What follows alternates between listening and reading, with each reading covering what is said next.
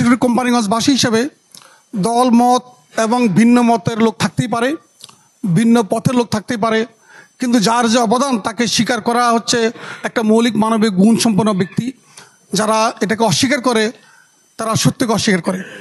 আমি বলতে চাই মওদুদ সাহেব উনি শুধু কোম্পানিগঞ্জ না, কোম্পানিগঞ্জে ওনার জন্ম, কিন্তু কোম্পানিগঞ্জ থেকে উনি বেড়ে উঠে সারা বাংলাদেশে যে নেতৃত্ব দিয়েছেন সেটা অবিস্মরণীয়।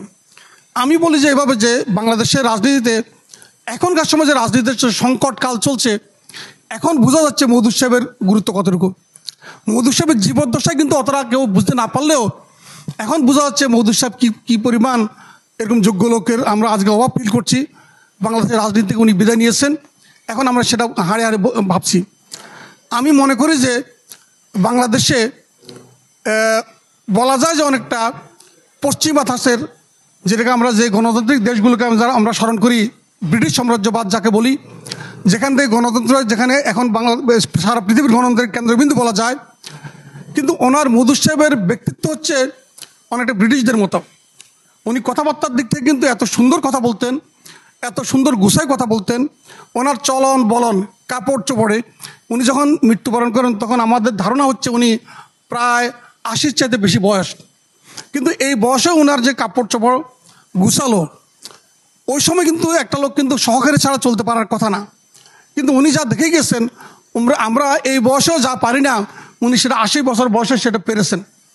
মানে ওনার একজন বলে আমাদের নুরুল্লাহ ভাই, যিনি মওদুদ সাহেবের দীর্ঘ সময়ের ব্যক্তিগত সহকারী ছিলেন, উনি বলেছেন মানে কি ওনারটা সাক্ষ্য, ওনার বলাটা আর অন্যের বলার মধ্যে যে পার্থক্যটা, উনি ওনার একান্ত যে সহকারী ছিলেন উনি যত নিকট থেকে দেখেছেন, আমি যেটুকু জানি উনি জীবনে ওনার সময়ের ব্যাপারে এত সময়ানুবর্তিতা, উনি সময় মতো টাইমলি উনি যে কোনো প্রোগ্রামে হাজির হতেন, যেটা আমরা যারা আয়োজকরা আসতে পারি না, কিন্তু উনি চলে আসছেন। উনি প্রধান অতিথি, কিন্তু উনি তাকে আগে চলে আসছেন, এবং আয়োজকরা লজ্জিত হতাম যে উনি আগে চলে আসছেন। এরকম ওনার অনেক বিরল ঘটনা আছে।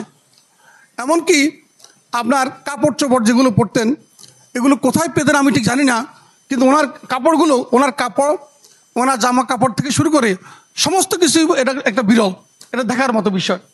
এটা এখানে কিন্তু টাকা পয়সা অনেকেরই আছে, আর্থিক সামর্থ্য অনেকেরই আছে, রুচি সম্পন্নটা এটা আলাদা বিষয়, রুচিবোধটা এটা আলাদা বিষয়।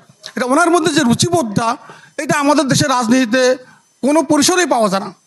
উনি শুধু রাজনীতিবিদ না, উনি আরও ব্যতিক্রম হচ্ছে, উনি বাংলাদেশের রাজনীতিবিদদের মধ্যে আজকের যুগে লেখাপড়া করে এমন লোক খুব বেশি পাওয়া যায় না।